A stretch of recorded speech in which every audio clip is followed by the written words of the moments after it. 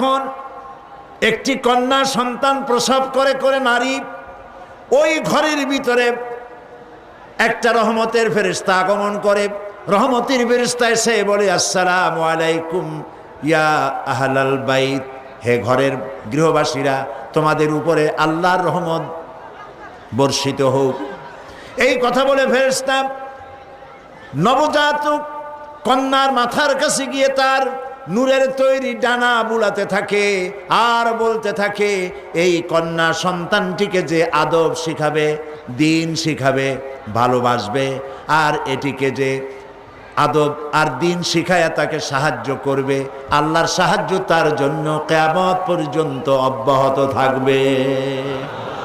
এই কথা কিন্তু কোনো পুত্র সন্তানের জন্য বলা হয় নাই, বলা হয়েছে কি সন্তানের জন্য?